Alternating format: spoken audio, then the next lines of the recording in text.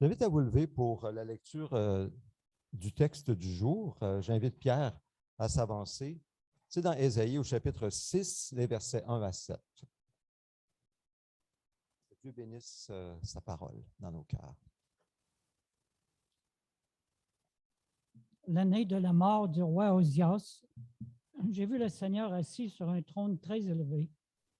Le bord inférieur de son vêtement remplissait le temple. Des séraphins se tenaient au-dessus de lui. Ils avaient chacun 6 ailes, 2 dont ils se couvraient le visage, 2 dont ils se couvraient les pieds et 2 dont ils servaient pour voler. Ils criaient l'un à l'autre, « Saint, Saint, Saint est l'Éternel, le Maître de l'univers. Sa gloire remplit toute la terre. » Les montants des portes se sont mis à trembler à cause de la voix qui retentissait et le temple a été rempli de fumée. Alors j'ai dit, « Malheur à moi, je suis perdu, car je suis un homme aux lèvres impures. J'habite au milieu d'un peuple aux lèvres impures, et mes yeux ont vu le roi, l'Éternel, le Maître de l'univers. » Cependant, l'un des séraphins a volé vers moi, tenant une braise qu'il avait prise sur l'autel à l'aide de pincettes. Il a touché ma bouche avec elle et a dit, « Puisque ceci a touché tes lèvres, ta faute est enlevée et ton péché est expié. »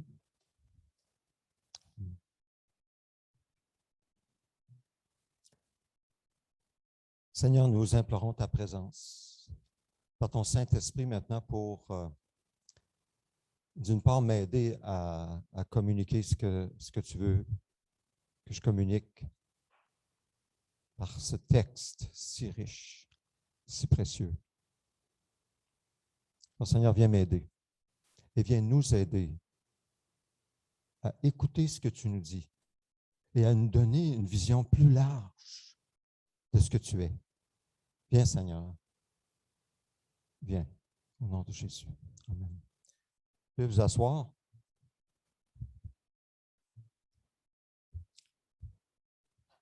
Vous savez, il y a des hommes qui ont un profond impact dans nos vies. Et quand je parle ici des hommes, évidemment, je parle des femmes aussi. Je parle des êtres humains. Un être humain peut avoir un profond impact dans nos vies. Ça peut être nos parents.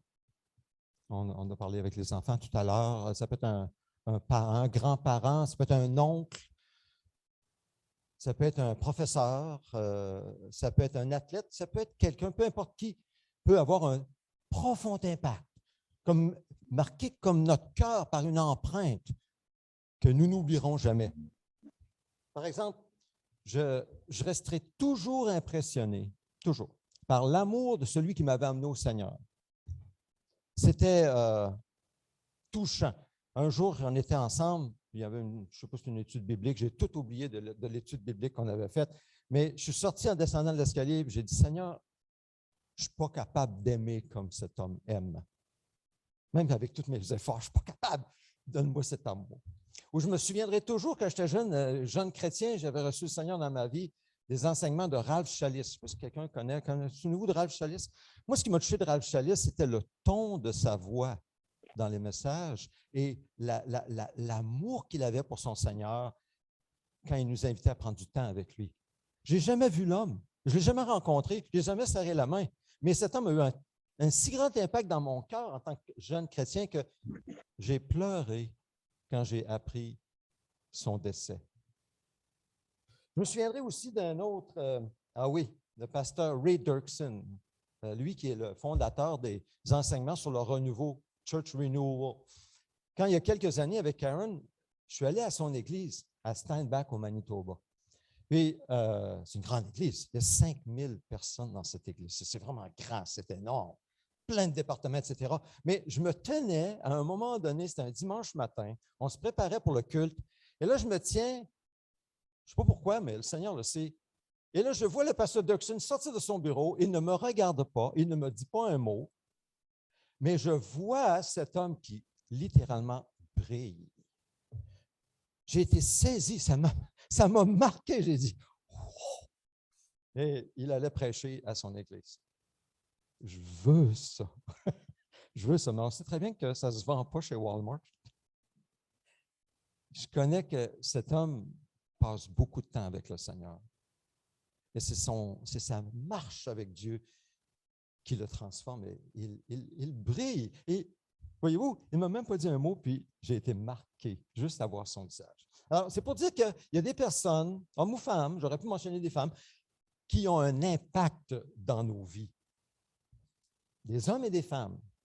Mais lorsque nous nous approchons de Dieu lui-même, et lorsque Dieu se révèle à nous personnellement, il va avoir un impact qui va complètement nous renverser. Parce que la lumière que Dieu projette sur nous fait en sorte que nous nous voyons tels que nous sommes. Et c'est effrayant parfois. Osias, dans le texte que nous avons écouté, Osias, c'était le roi de Juda et il avait régné pendant 50 ans. Maintenant, pensons à ça. Ça, c'est le contexte de la vision d'Ésaïe. Osias, il venait de mourir. C'était durant l'année de la mort du roi Osias qui avait régné 50 ans. Ça veut dire que, imaginez, vos parents se sont mariés l'année où Osias a commencé à régner.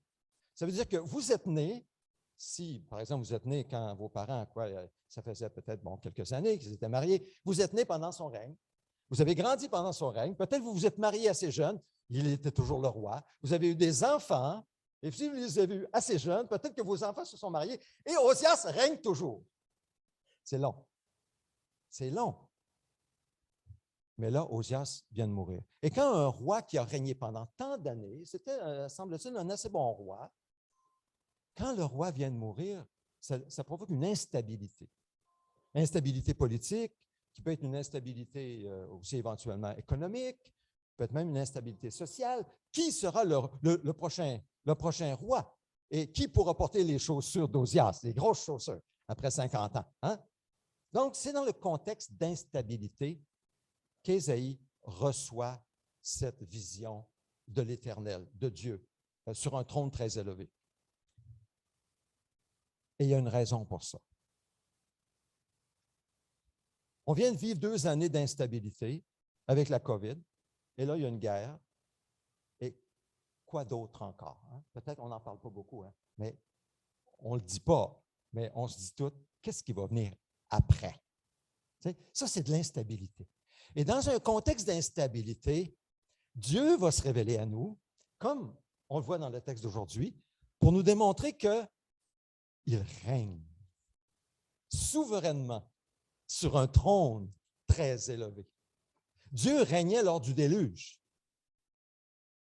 Dieu règne encore aujourd'hui. Peu importe l'instabilité, ça peut être des instabilités au niveau, par exemple, ça peut être dans la famille. On veut une instabilité au niveau de la famille. L'instabilité, on connaît ça, hein? Petites instabilités, énorme instabilité. Mais Dieu dit que ce soit dans la petite instabilité que nous vivons, peut-être ça peut être dans un couple, dans une famille, ça peut être au milieu du travail, ça peut être n'importe où, dans un logement, l'instabilité, petite ou grande, Dieu dit, je règne et je suis en plein contrôle au sein de ton instabilité. Donc, recevons bien ce texte et ce message du Seigneur ce matin parce qu'il veut nous rassurer par cette vision d'Ésaïe.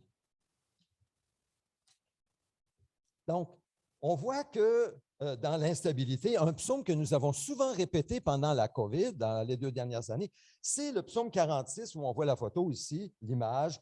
Arrêtez, arrêtez et sachez que je suis Dieu. D'autres mots, arrêtez de vous affoler, parce que c'est dans le contexte d'une guerre aussi. Je suis Dieu, je règne sur les nations, je règne, je suis en contrôle. Et le psaume 46, si vous me permettez, ça dit ceci, prochaine photo, diapo, Dieu est pour nous un refuge et un appui, un secours toujours présent dans la détresse. Je veux souligner, toujours présent. Et vous allez comprendre pourquoi je souligne toujours présent dans la détresse. C'est pourquoi nous sommes sans crainte. Nous sommes sans crainte quand la terre est bouleversée.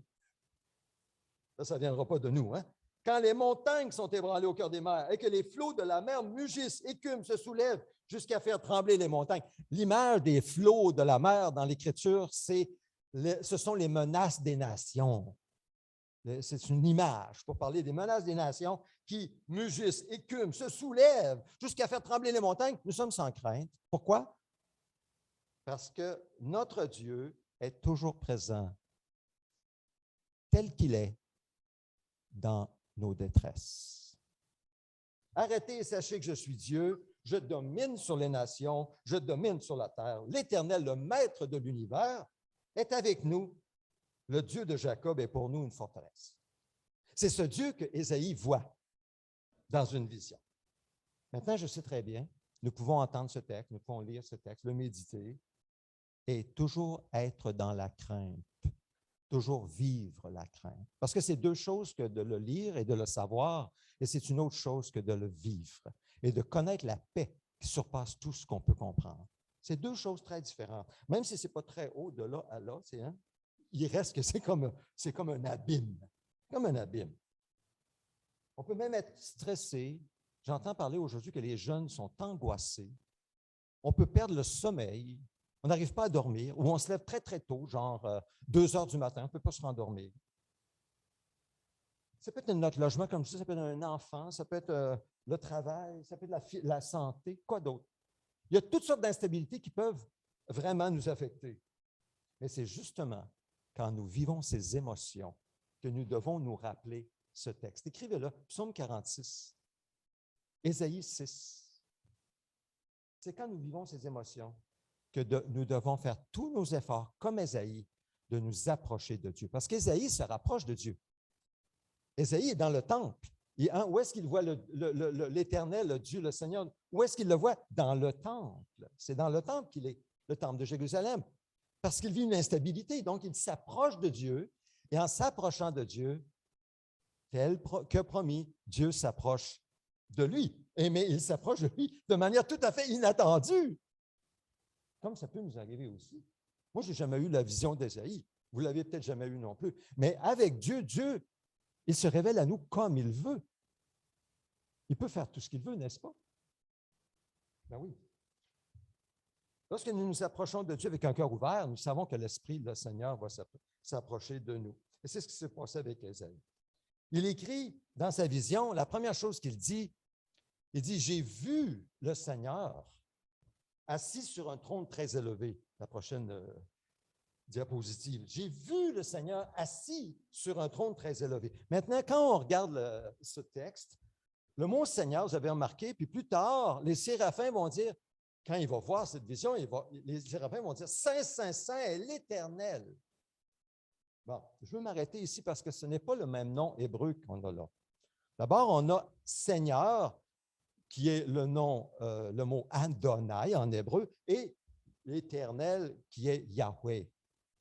Je ne sais pas si je le prononce bien, mais bon. Yahweh, c'est son nom personnel. Dieu a un seul nom personnel. C'est Yahweh. Seigneur, c'est son titre. Pour parler de sa fonction, il règne. Donc, vous comprenez? C'est comme si je dis Pierre, il est comptable. On comprend bien que Pierre, c'est son nom personnel. Comptable, c'est sa fonction. Hein? C'est ça. Yahweh, c'est son nom. Seigneur, c'est une de ses fonctions. Mais il y en a beaucoup d'autres. Il y a beaucoup d'autres fonctions. Dieu fait beaucoup plus que régner, etc. Il guérit, on pourra aller, mais je n'irai pas dans les détails aujourd'hui. Yahweh, c'est le nom. Vous vous souvenez que Dieu avait révélé à Moïse quand il s'est, un peu comme Ésaïe, révélé à Moïse de façon inattendue, mais personnelle, dans un buisson en feu qui ne se consumait pas. Et Dieu a dit à ce moment-là à Moïse d'aller délivrer son peuple en Égypte. Puis là, Moïse, il y avait des objections, mais s'il me demande ton nom, qu'est-ce que je vais dire? Que leur répondrai-je? Dieu dit à Moïse, je suis Yahweh. On m'a dit, Yahweh, celui qui suit. Vous me suivez? Je suis, ça c'est Yahweh. Et il ajouta, voici ce que tu diras aux Israélites, je suis, en hébreu, Yahweh, m'a envoyé vers vous. Maintenant, Yahweh, c'est le nom hébreu qui se traduit littéralement par je suis. Mais les traducteurs en français, qu'est-ce qu'ils ont fait? Ils ont fait de leur mieux. Hey, c'est des experts. Des experts. Alors, comment ils l'ont traduit je suis dans nos Bibles? Quelqu'un veut risquer une réponse? L'Éternel.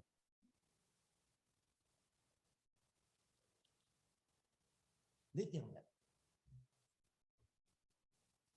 Et c'est malheureux.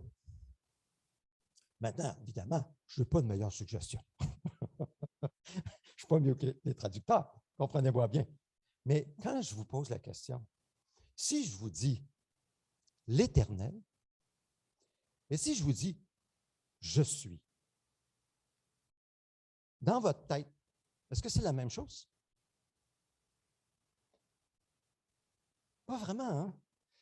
L'Éternel, qu'est-ce que ça vous amène dans votre... Alors, je demande la participation. Qu'est-ce que ça suscite dans votre esprit si je dis l'Éternel? Qu'est-ce que ça suscite? J'invite vos réponses. L'Éternel, c'est quoi? Éternité, hein? Infiniment, hein? C'est ça, qui n'a aucun commencement et qui n'a pas de fin. Donc, quand on pense éternel, on pense à la durée, non?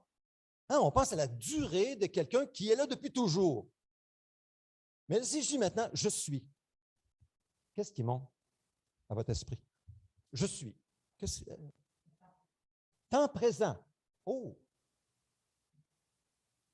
Ensuite, temps présent, qu'est-ce que ça dit encore? Je suis. Hein? Je suis unique, je suis celui qui suit. OK? Je suis unique. Temps présent. Alors, quand on parle du temps, on parle du présent, on ne parle pas d'une éternité, on parle du présent, on parle de je suis celui qui suit. Il ne change pas. Oui. Mais restons avec l'idée d'être présent. Il est présent. Il est là maintenant. Donc, ça n'a pas tout à fait le même sens. Donc, je nous encourage, quand on va lire la Bible, quand nous lisons l'Éternel, pensons « je suis ». On va développer un peu. Là. Je suis indique sa présence maintenant, sa présence. Dieu est présent plutôt que sa durée. Il est celui qui est accessible, qui est proche, qui est près de nous, dans nos détresses. Tu sais, quand nous sommes dans une détresse, peu importe la détresse, l'instabilité, peu importe l'instabilité, quand on a peur, quand on a une crainte qui nous monte, c'est naturel. Dites-moi, entre vous et moi, ce qui est vraiment important, là, c'est que Dieu est présent là. Non? Ah oui! Qu'il soit depuis toujours ou pour toujours. On va dire, bien honnêtement, pour moi, ce n'est pas important. Moi, ce qui est important, c'est qu'il soit présent maintenant dans ma détresse. Voyez-vous, la différence, c'est pour ça que je dis que c'est malheureux, qu'on a traduit par l'Éternel, à cause de comment on peut diminuer le sens de son nom. Ça, c'est son nom personnel, je le répète. Ce n'est pas son titre.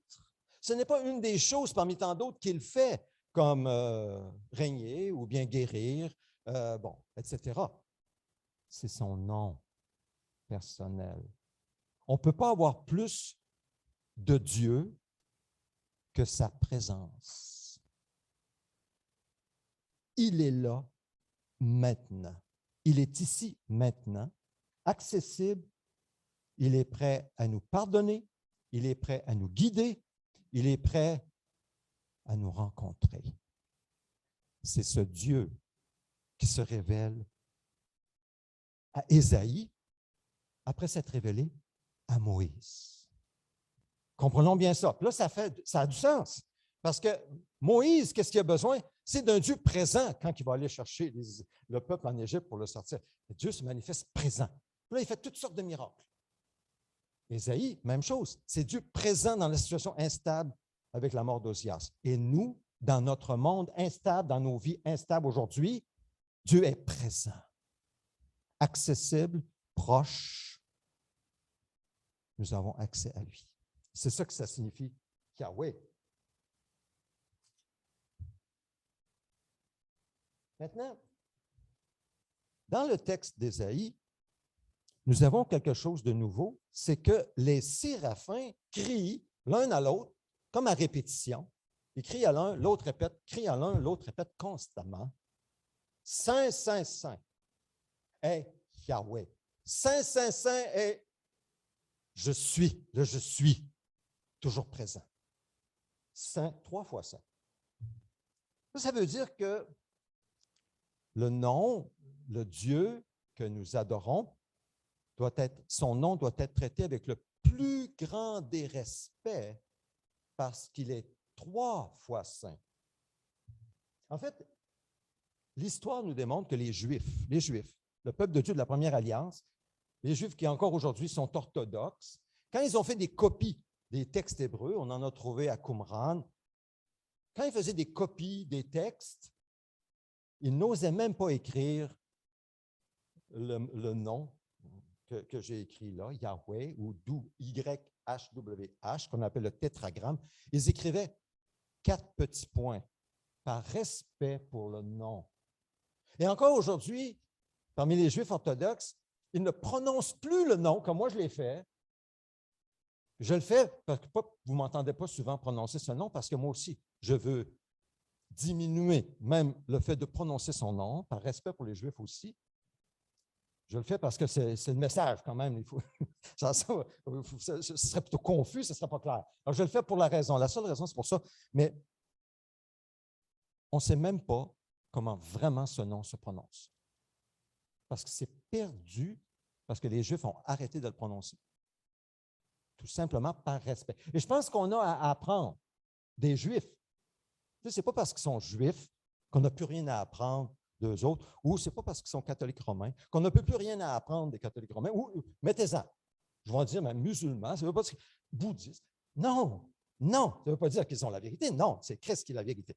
On ne change pas les cartes, non. Mais je veux dire ici qu'on a à apprendre de ceux qui saisissent, comme les Juifs ici, le poids du nom de Dieu.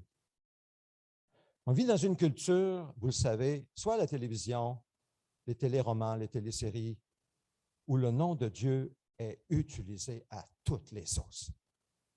En anglais comme en français, puis c'est comme « wow, wow, wow ». Ça brasse plus d'un bord comme plus de l'autre. Oh, c'est tout un extrême. Vous savez, dans les 10 commandements, on pourrait dire que c'est la constitution du royaume de Dieu, les 10 commandements, la base, les 10 règles de la constitution du monde à venir. Il y a la 3e règle qui dit « Tu n'utiliseras pas le nom de l'Éternel, ton Dieu, à la légère. » Vous savez, sur cette terre, chaque pays constitué a sa propre constitution. Et avec une constitution de chaque pays, on a établi des lois. Les lois contre le meurtre, les lois contre le vol, etc., etc., etc.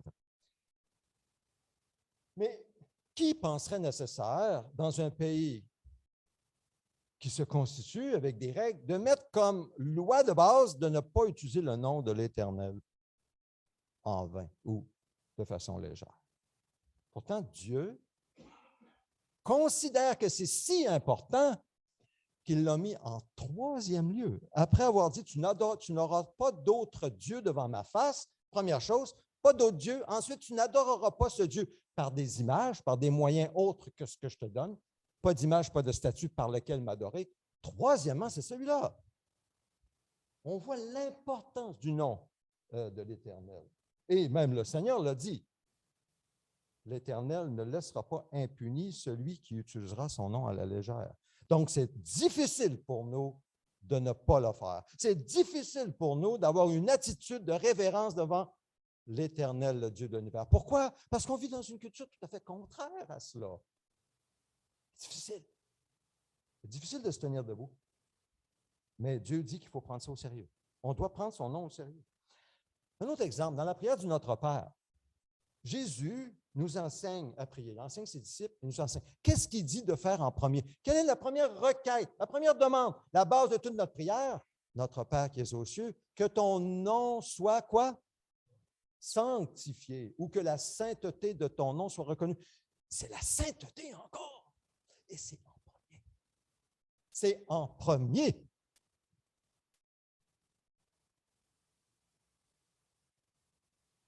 C'est intéressant. Nous approchons Dieu en Jésus en disant notre bon Papa céleste, notre Père céleste. Mais en même temps, dans la même phrase, on dit que ton nom soit sanctifié. Là, on n'est plus là, proche là. On est en train de l'adorer comme des sujets devant leur roi, devant le maître de l'univers. Et c'est ça l'équilibre ou le paradoxe de la marche chrétienne.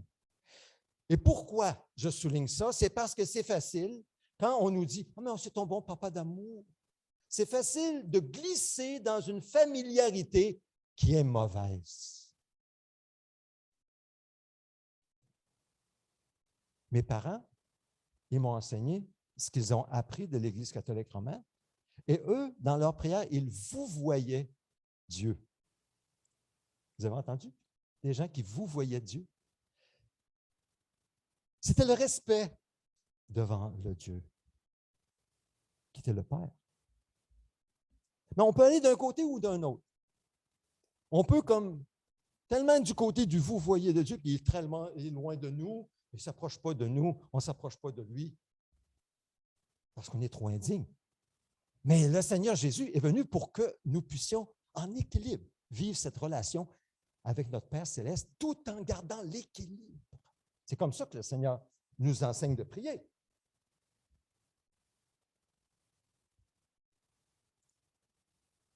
Aujourd'hui, dans nos sociétés, et vous êtes au courant de ça, nous faisons des pieds et des mains pour lutter contre le racisme. Encore la semaine dernière, j'écoutais les nouvelles, et puis on parlait d'équipes de hockey, pas au Québec, nous, en Ontario, où ils ont intercepté des paroles dérogatoires, des paroles racistes contre des joueurs noirs, joueurs de hockey. Et puis, on impose des sanctions. Il y a même, je pense que c'est un coach, qui a perdu son emploi parce qu'il a utilisé, excusez-moi, le mot qui commence par un N. Vous comprenez ce que je veux dire? Alors, il a perdu son emploi. Je suis tout à fait d'accord. Tout à fait d'accord.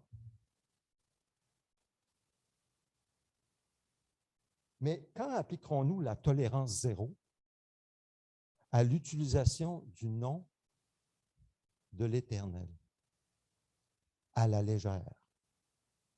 Je suis d'accord avec la tolérance zéro pour le racisme. Ça n'a pas sa place.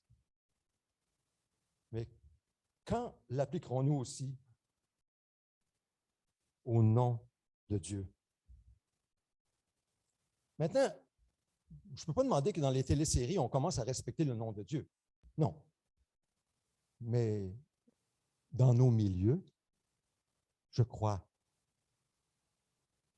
que nous devrions vraiment faire tous les efforts et même nous reprendre avec amour et douceur les uns les autres quand nous entendons le nom de notre Dieu dans nos conversations dit à la légère, ou une attitude désinvolte, une attitude trop légère en rapport avec ce nom,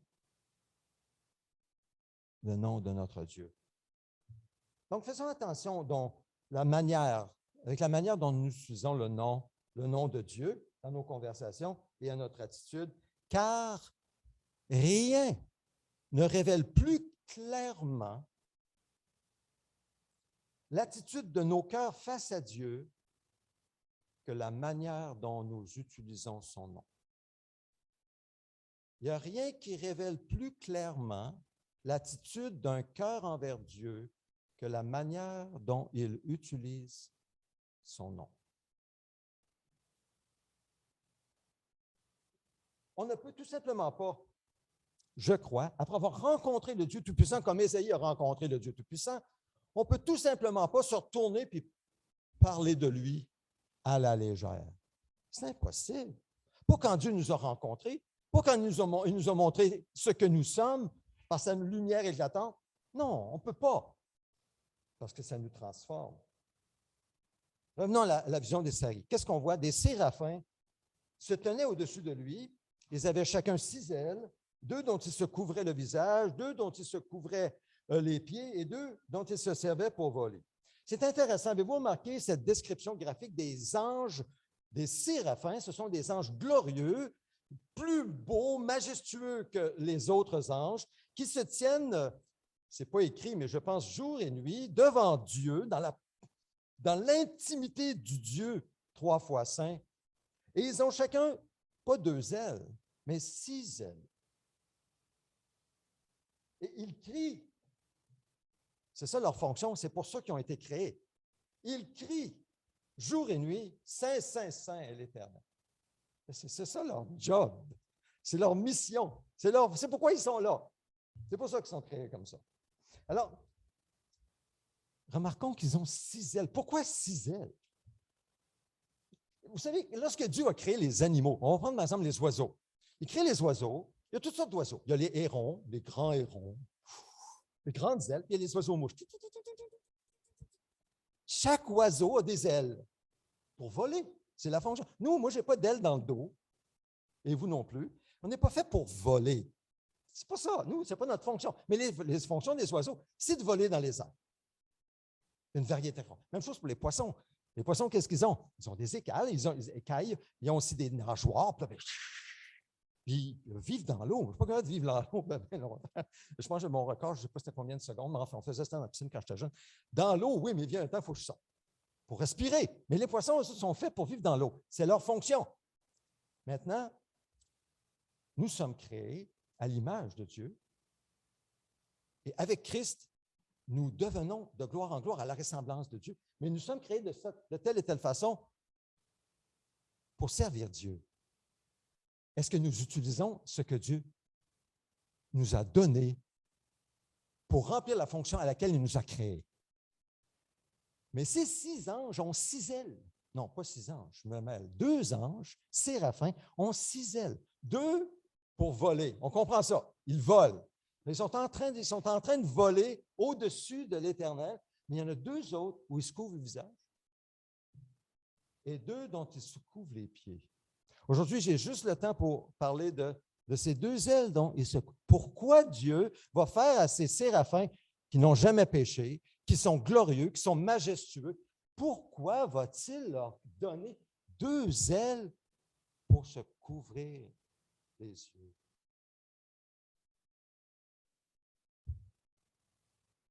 Ne trouvez-vous pas ça extraordinaire? Il y a une fonction, ces 2 ailes-là. C'est pour qu'ils se couvrent les yeux.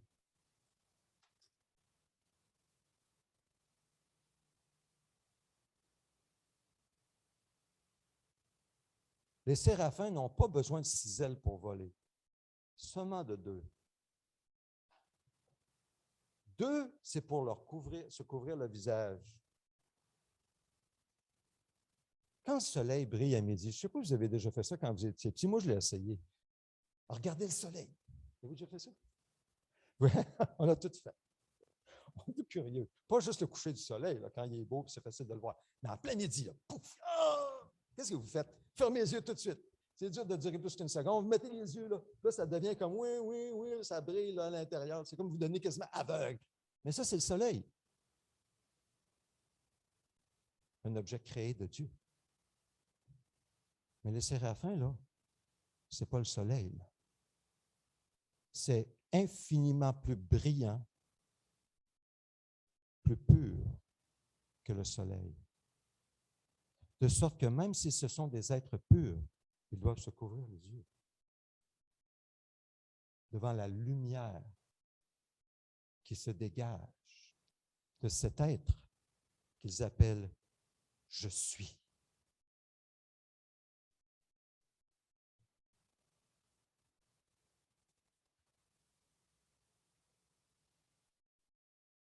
C'est intéressant lorsqu'on lit dans l'Évangile, pas l'Évangile, mais la lettre de Jean. Jean va dire, Jean, là, il écrit sa lettre, puis il dit, vous savez, c'est quoi que le message? Le message de Jésus en une phrase. Ah oui, c'est quoi le message de Jésus en une phrase? Mais le voici. Voici le message que nous avons entendu de lui. Il parle de Jésus-Christ. Et que nous vous annonçons, Dieu est quoi? Lumière. Dieu est lumière. C'est ça que Jésus nous dit. Dieu est lumière. Et il n'y a pas de ténèbres en lui. Dieu est tellement lumière, c'est tellement fort et pur que la plus petite, infime ténèbre, microscopique, là, ça m'a pris un bon 5-10 minutes à écrire ça. Je me disais, comment est-ce que je pourrais décrire ça? Est-ce qu'on appelle ça un grain de ténèbres? Ce n'est pas vraiment un grain de ténèbres. Un atome de ténèbres, mais ce n'est pas vraiment un atome de ténèbres. Alors, j'ai trouvé l'expression infime ténèbres microscopique. Qu'est-ce que ça vous dit? Dans l'infiniment petit, n'a pas sa place en Dieu. Et ça, c'est très important. Sans aucun doute, n'ayons aucun doute, en Dieu, il n'y a absolument pas de ténèbres, ni même l'ombre d'une ténèbre, ni même l'atome d'une ténèbre, rien de mal. Rien. C'est rien, c'est zéro, avec une barre. Et c'est ça le message que Jésus est venu nous apporter. Quand quelqu'un, là, est lumière comme ça, et qu'il n'a aucune ténèbre, moi, je me sens en sécurité. Il ne me trompera jamais. Jamais. Ce qu'il a dit, il le fera. Ça me donne une sécurité. Autrement dit, il n'y a pas deux faces. Il est lumière.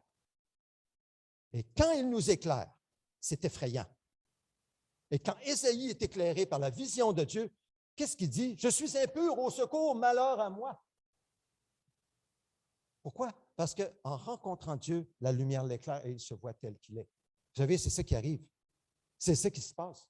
Nous nous approchons de Dieu et Dieu nous montre ce que nous sommes. C'est pas beau. Pas beau. Mais c'est utile de le voir. Parce qu'une fois qu'on sait que ce n'est pas beau, au moins on peut dire, Seigneur, je suis perdu. Seigneur, là, viens à mon secours. Là, je me passais pas mal mieux que ça, mais je ne le suis vraiment pas profondément. Tu viens de me découvrir parce que je t'ai rencontré, Seigneur. Mais c'est utile, parce qu'après ça vient le chemin du pardon et le chemin de la communion et le chemin de la mission, car il nous envoie. Mais pas tout de suite. Il faut d'abord vivre la première partie avant d'être envoyé.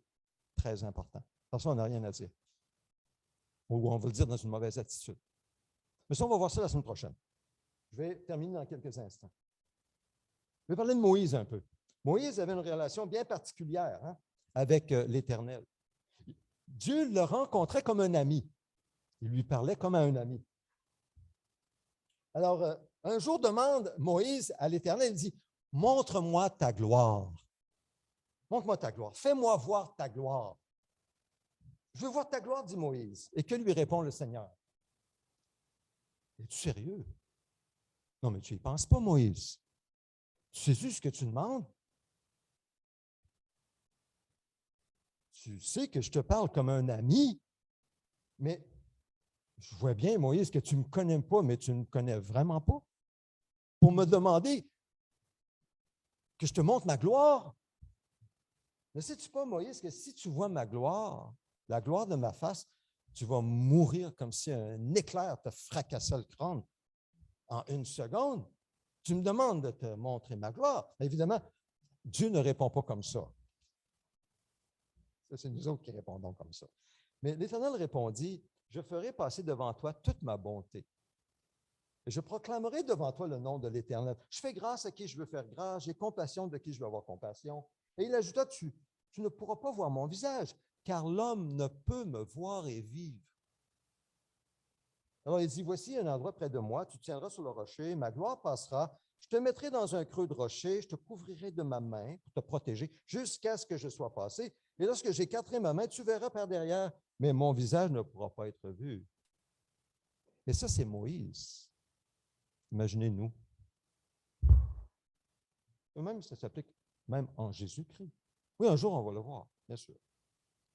Nous verrons face à face. Mais pas maintenant. Nous sommes beaucoup trop pris dans notre péché, beaucoup trop indignes. On ne peut pas. Moïse ne pouvait pas le voir. Écoutons bien ce que dit Dieu. L'homme ne peut me voir et vivre. L'homme ne peut me voir et vivre. C'est assez effrayant, non? Moïse, tu peux apprécier que je suis ton ami, je viens te parler, tu peux jouir de ma présence, mon réconfort, mon soutien, mon secours dans la détresse. Oui, tout ça, Moïse, il n'y a pas de problème. Je te protège, même du peuple qui veut te lapider parce que c'est un peuple réfractaire. Je vais te donner ma direction, ma provision, je vais prendre soin de toi, la manne va tomber, les cailles vont venir. Au de l'eau même, tu vas jeter un bout de bâton, l'eau empoisonnée va devenir une bonne eau à boire. Oui, je vais te faire tout ça, mais tu ne pourras pas me voir. Je vais juste te montrer une partie de mon dos. Et c'est ce qui est arrivé. Moïse est monté sur le mont Sinaï et Dieu lui donne les 10 commandements. Et ensuite, l'Éternel passe devant lui et il crie, il s'écrie, l'Éternel est un Dieu de grâce et de compassion, lent à la colère, riche en bonté et en vérité.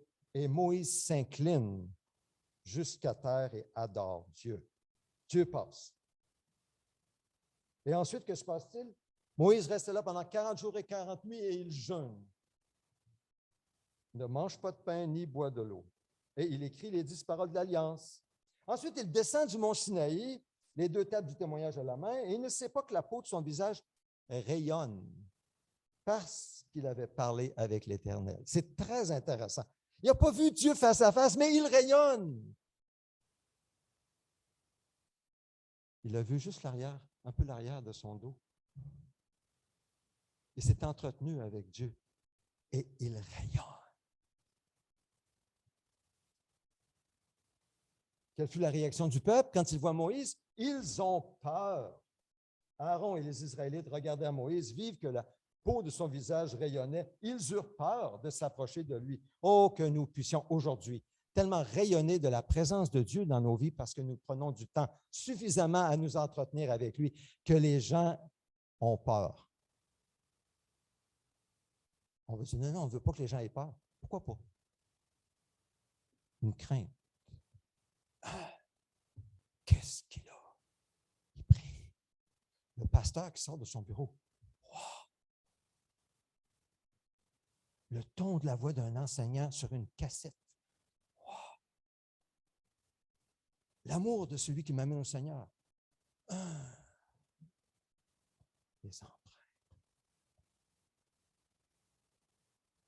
Ça fait des empreintes. Vous savez, ce n'est pas nos paroles. Et je termine avec ça. Ce n'est pas nos paroles, ni nos actions qui vont avoir le plus grand impact dans la vie de ceux qui nous entourent, au travail, dans nos familles, nos enfants. C'est le rayonnement, c'est l'Esprit de Dieu, la présence de Dieu. Et Dieu, c'est le je suis.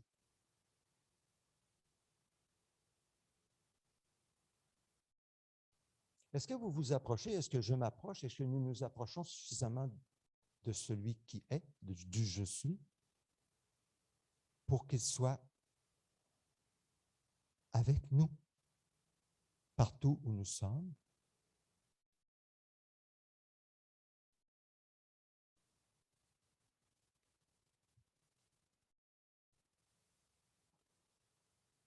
Alors, rencontrons-le maintenant. Approchons-nous de lui avec le repas de communion. C'est ce qu'il nous a laissé pour nous aider à nous approcher de lui. En le faisant, en prenant le pain, le jus, souvenons-nous de Jésus qui nous a donné son sang afin que nous ayons l'assurance d'un libre accès au sanctuaire céleste dans la présence de celui qui s'appelle Je suis. Amen.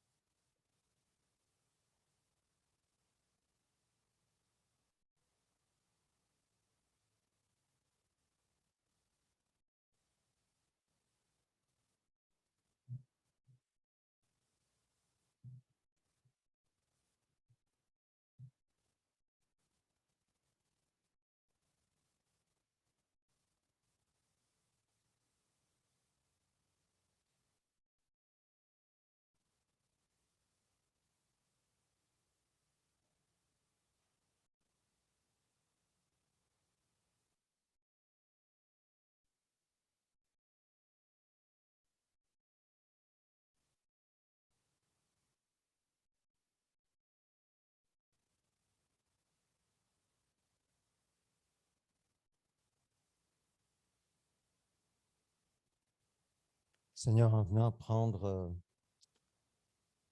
place à ta table, tu nous y invites tous, pécheurs comme nous sommes.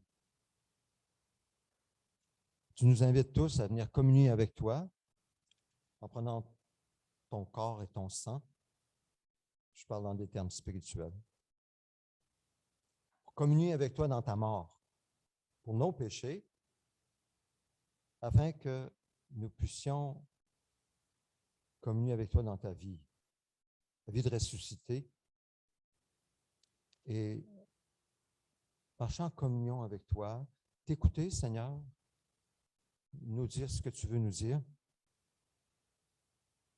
et te laisser nous guérir. Nous te confessons nos péchés, Seigneur. Tu les connais de toute façon, nous les reconnaissons. Ce que tu fais monter dans nos cœurs maintenant, voici, nous te les confessons.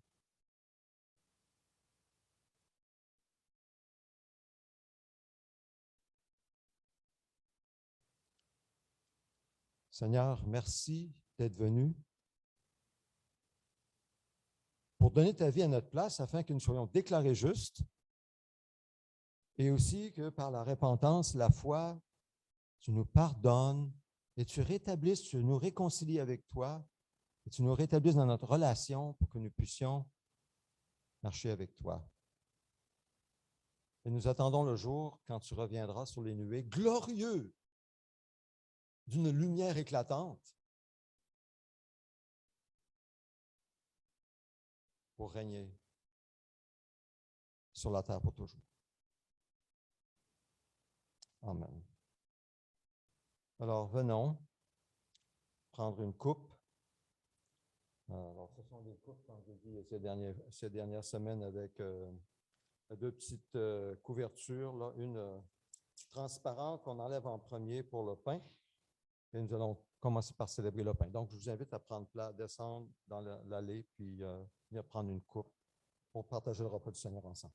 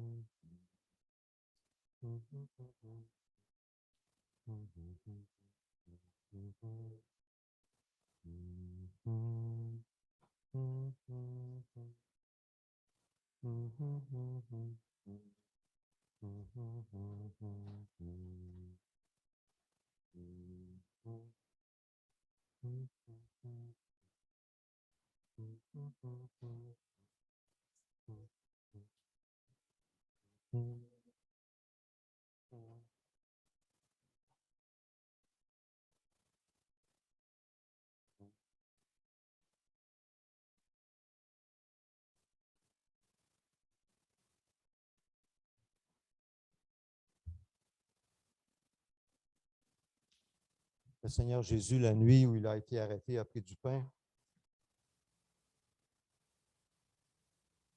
source de base de notre nourriture physique, du pain bien ordinaire. Et après avoir remercié Dieu, il l'a rompu en disant, prenez, mangez. Ceci est mon corps qui est rompu pour vous. Faites ceci en souvenir de moi. Commençons tous.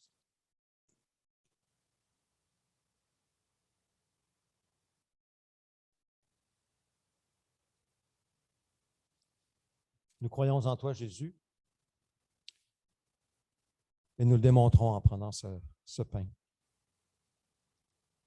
En croyant que par la foi, c'est ton corps, uni à ton corps, crucifié, identifié à ton corps crucifié, comme on a mangé l'agneau pascal, nous proclamons ton salut nous en Jésus-Christ. Merci Seigneur. Amen. Cette coupe, Jésus, il a pris après le repas, il a pris la coupe et il a dit, cette coupe, c'est la nouvelle alliance, c'est le nouvel engagement. Engagement scellé par mon sang, engagement de Dieu envers vous, nouvelle alliance. Faites ceci en souvenir de moi toutes les fois que vous en pourrez.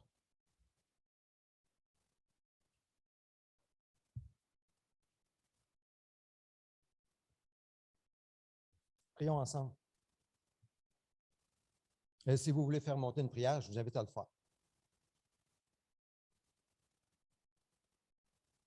Seigneur, c'est vraiment tellement bon d'être entre frères et sœurs autour de ta table en esprit et en vérité. Tu es ici au milieu de nous. Tu parles à nos cœurs. Tu fais ton œuvre. Tu parles à nos esprits. Seigneur, merci. Merci pour ta parole. Merci pour ce que tu as fait. Merci pour la révélation de Dieu à Moïse, à Ésaïe. Merci, Seigneur, d'être le je suis présent, maintenant accessible en Jésus-Christ. Il n'y a rien qui nous empêche, nous sommes devant ta face et même si on ne te voit pas, en fait, c'est mieux, on ne veut pas te voir vraiment, on ne veut pas mourir. Mais par l'Esprit, nous sommes devant le trône de la grâce. Et nous venons avec nos besoins, Seigneur. On ne les mentionnera pas tous, tu les connais de toute façon, mais entends les prières de nos cœurs que nous faisons monter devant toi maintenant, Seigneur. Entends-les. Regarde, Seigneur Dieu. Entends nos soupirs pour nos enfants, pour nos couples, pour nos parents, au milieu du travail, ceux que nous désirons voir venir à toi, peut-être des voisins. Entends, Seigneur. Nos soupirs aussi pour nos frères et sœurs qui souffrent dans leur corps. Tu les connais, Seigneur, mieux que nous. Nous pensons à eux maintenant. Tu vois dans nos pensées. Seigneur, nous t'en prions. Accorde-leur ta grâce, ta force, ton soutien. Seigneur, permets que le témoignage de nos vies ait un impact dans la vie de ceux que nous aimons. On ne peut pas le faire par nos forces, c'est impossible. Mais toi, tu peux le faire et tu veux le faire. Alors, Seigneur, aide-nous à nous approcher de toi afin de briller de ta lumière et que les autres voient cette lumière et en soient attirés, même s'ils nous diront peut-être jamais qu'ils l'ont vu.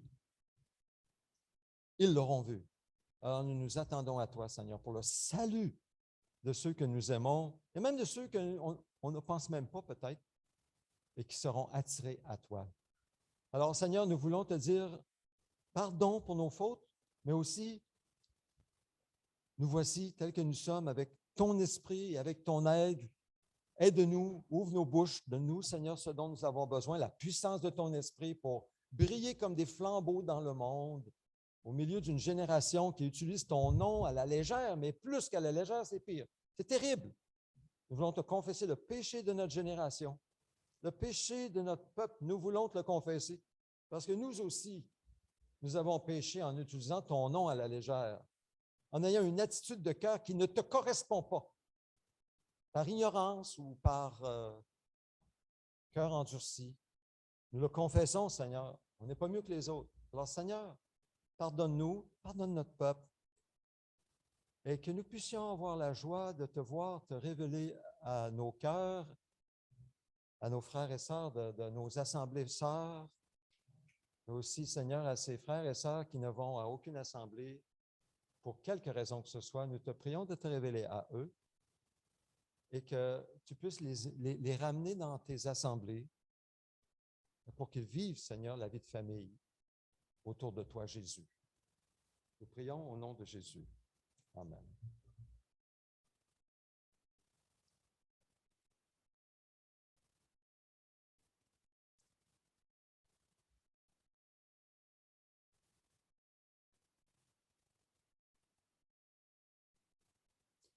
Levons-nous ensemble et prions la prière que le Seigneur nous a enseignée. Notre Père céleste, que la sainteté de ton nom soit respectée. que ton règne vienne, que ta volonté soit faite sur la terre comme au ciel. Donne-nous aujourd'hui notre pain quotidien. Pardonne-nous nos offenses, comme nous aussi nous pardonnons à ceux qui nous ont offensés. Ne nous expose pas à la tentation, mais délivre-nous du mal et du malin. Car c'est à toi qu'appartiennent dans tous les siècles le règne, la puissance et la gloire. Amen. Déclarons notre vision en tant qu'Église locale. Ô Dieu, nous te désirons de tout notre cœur. Tu peux la prochaine. Fais de nous une Église interculturelle, renouvelée et en santé. Viens, transforme-nous de sorte que nous devenions des disciples centrés sur Christ, dynamisés par l'Esprit, axés sur la mission et capables de nous multiplier partout. Suivons Jésus avec passion, un pas à la fois. Prions, allons, soutenons et faisons des disciples de toutes les nations. Vous pouvez vous asseoir. Je vais demander à Landry si tu veux bien te lever. Et tu peux venir pour faire la prière. Est-ce que tu préfères te rester là? Oui, parfait, excellent. Alors, c'est bien, Landry. Offre au Seigneur pour l'Assemblée nos dîmes et nos offrandes, s'il vous plaît.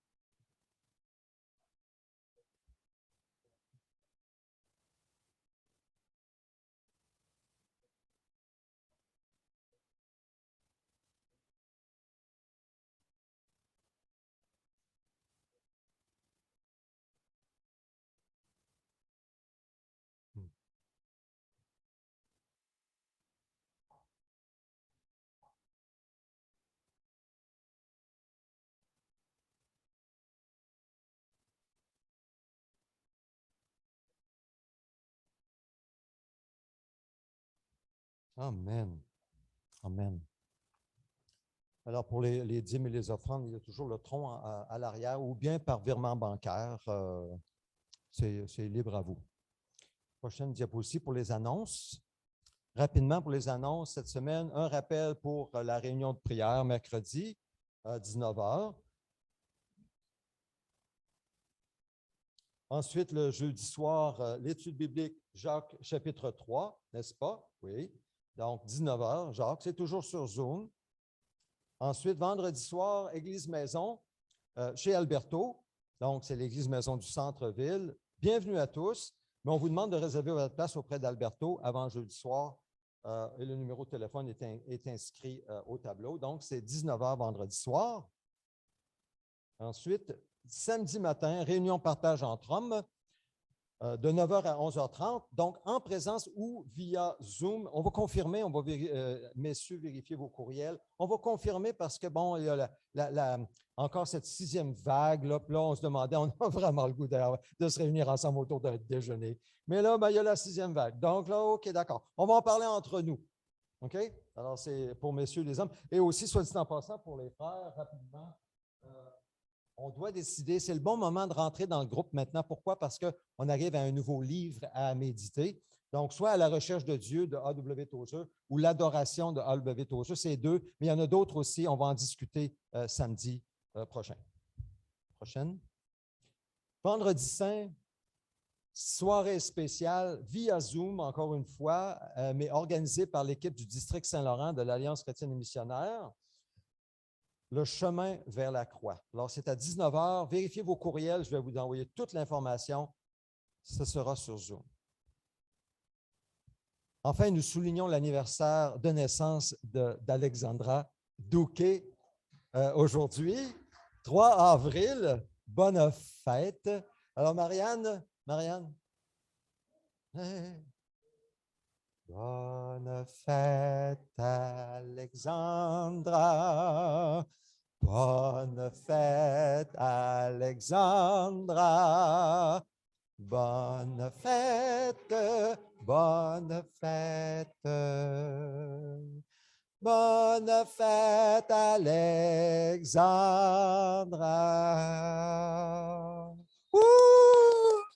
Sois béni, Alexandra, sois béni. Levons-nous ensemble pour la bénédiction.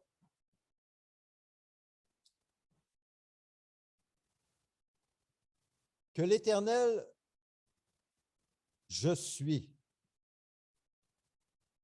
te bénisse et te garde. Que l'Éternel, je suis, fasse briller son visage sur toi et t'accorde sa grâce. Que l'Éternel, je suis, te donne la paix en se tournant vers toi. Amen.